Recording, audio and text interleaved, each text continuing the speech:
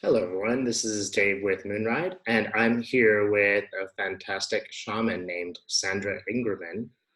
Sandra Ingerman, can you tell us what's the organization that you work with now the most?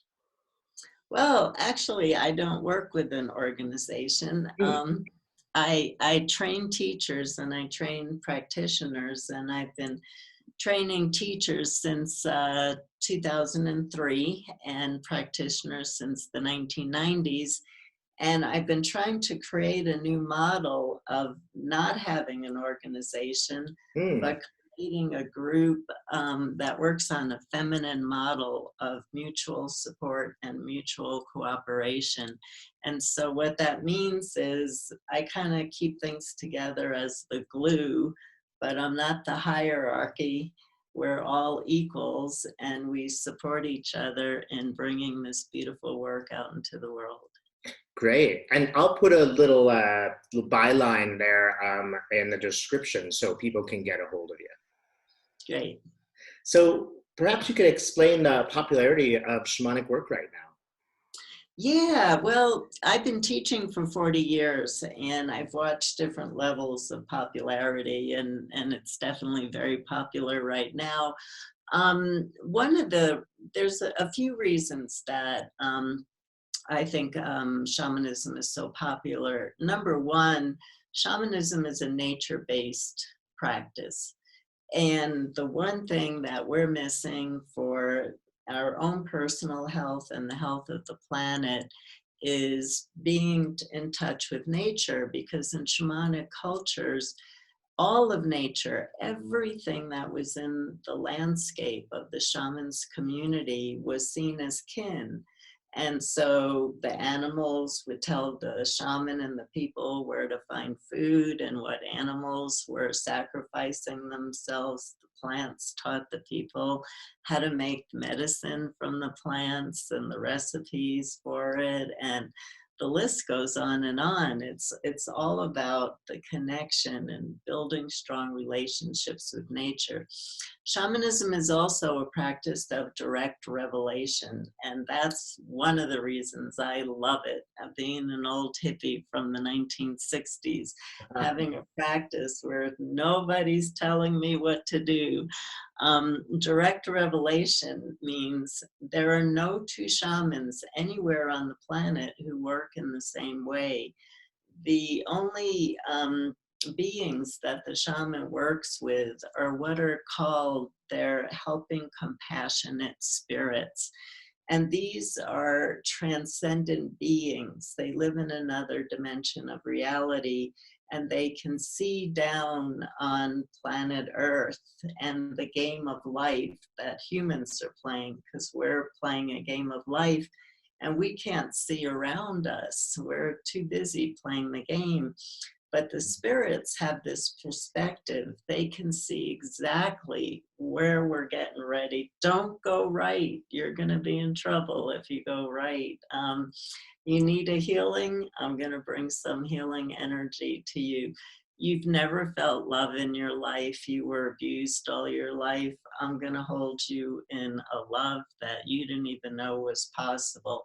And so, through shamanic journeying and through the practice of direct revelation, people have these wealth of what we call helping compassionate spirits who are willing to give guidance, who are willing to hold us in love, and who are willing to bring healing into our lives, who are willing to help us bring healing to others and healing to the planet.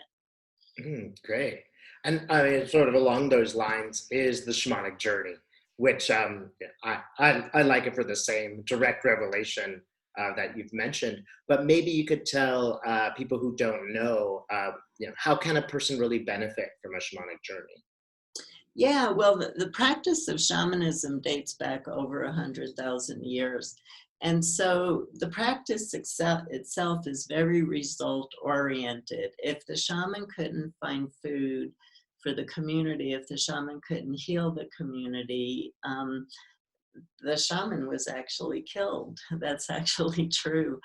And so it's always been passed down because it gets results.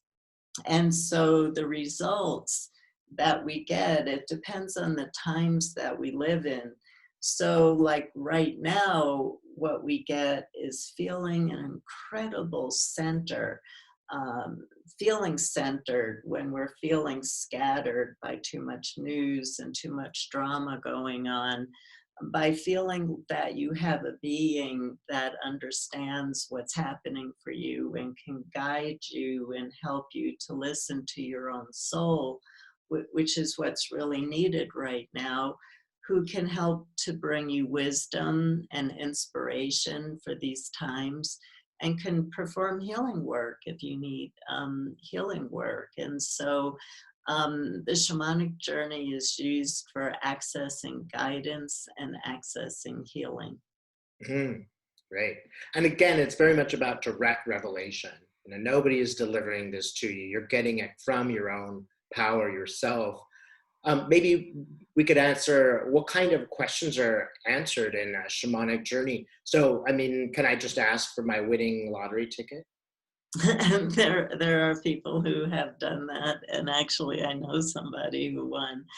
No. But we usually try to go a little higher level. Mm. Although back when I first got together with my husband, he would ask what hotel we should stay in on a particular trip. But the types of questions I tell people, the best types of questions are questions that begin with who, where, how, why, show me. Show me is a great question. Mm. Show me what I have to do to get a better job. Show me what I have to do to be healthier. Show me what I have to do to get more centered and move out of fear. Yes and no questions I steer people away from, because if you just say to a helping spirit who lives in the transcendent realms and sees everything as a life lesson, if you say, yes, should I marry, if you say, should I marry this person? And the helping spirit says, sure. And then the marriage it's awful.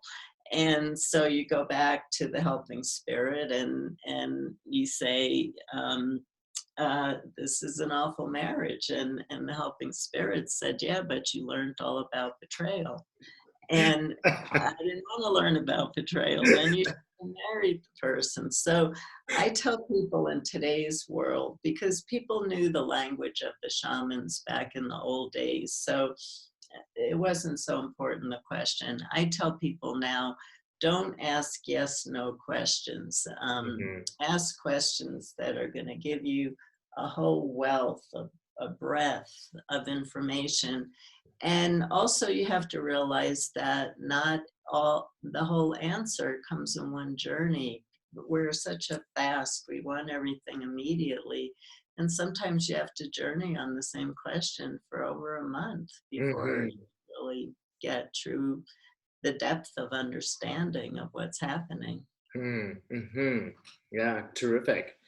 Uh, how do you think shamans should see this COVID-19 virus? Well, how shamans see epidemics. The very first thing I ever learned when I studied shamanism is that epidemics are seen as too many negative thought forms in the collective. And that's something that is pretty cross-cultural in its understanding.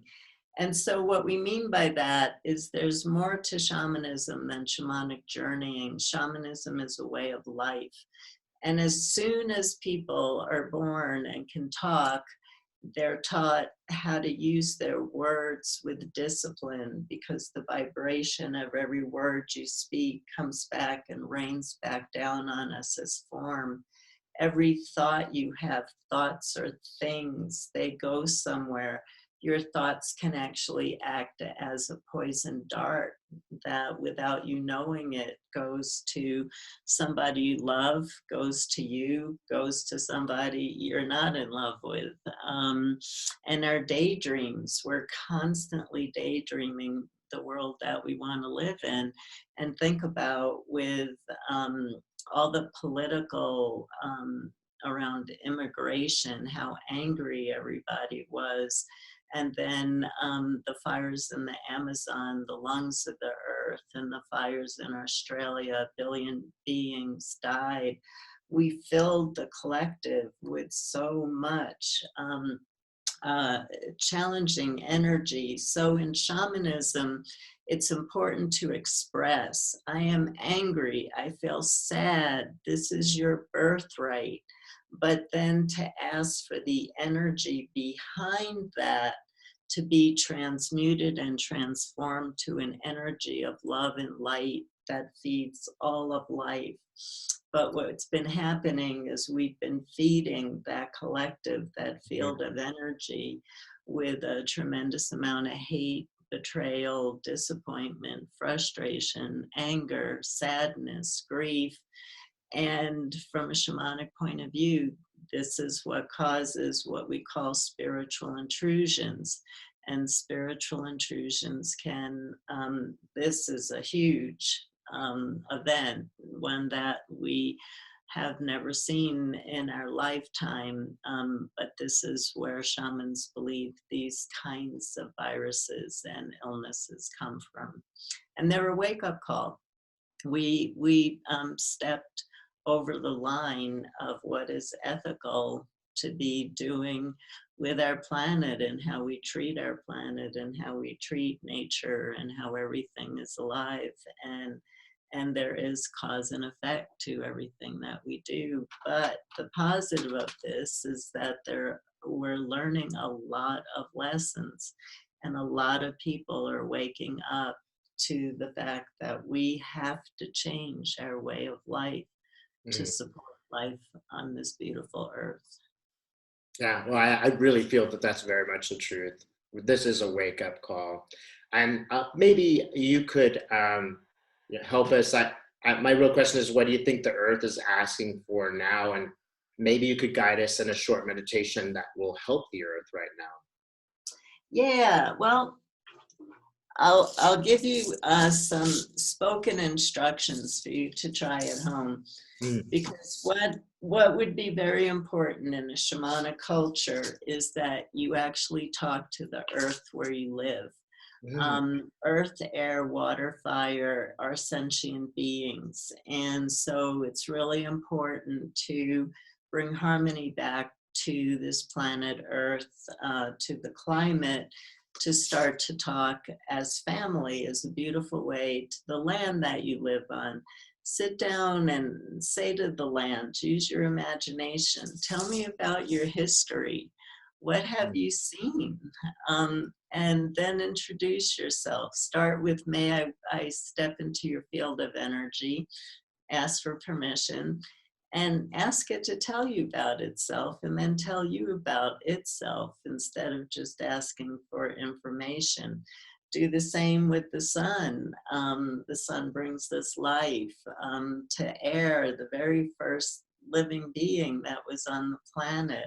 To water, billions of years old. Talk to it. Have a love affair with it. Get to know it. The earth is 4.6 billion years old. It's been here a long time. It's not going anywhere, but we're here for tiny blips. So get to know the elements that bring you life. And now here's a wonderful ceremony that you can do, and you can make it a bit longer. So I ask you to close your eyes and just take a few deep breaths.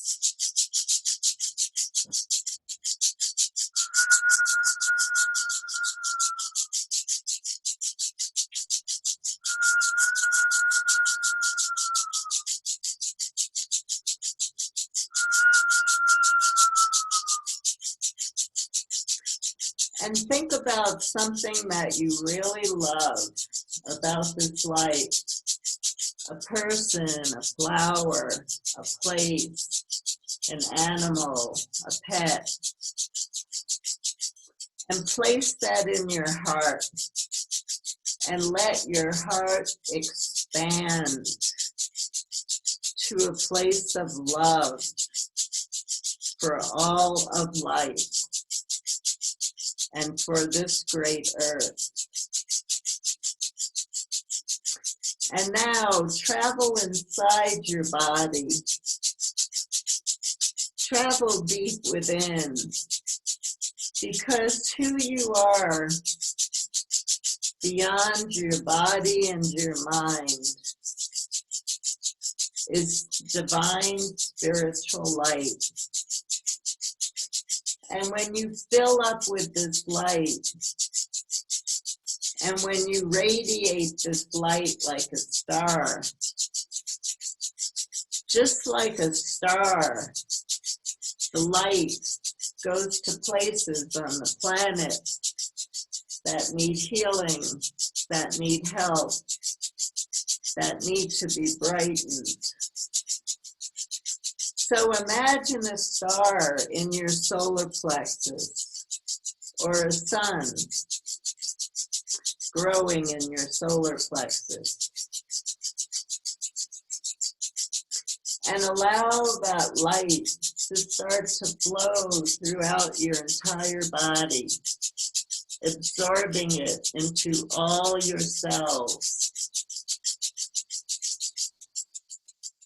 And now let that light flow to the places on the planet that you wish to show your love to right now.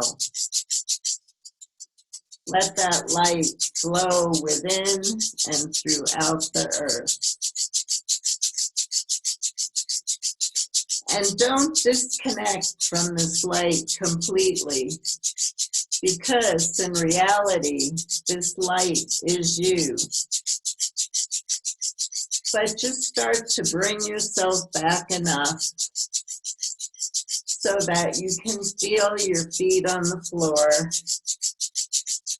and you can feel some roots going down deep into that 4.6 billion year old earth, grounding you, nurturing you. Give gratitude to earth, air, water, fire for all the life that it brings to you. And give gratitude for your life.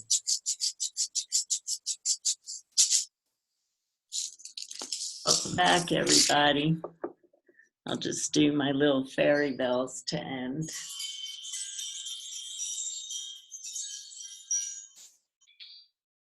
Well, that was terrific.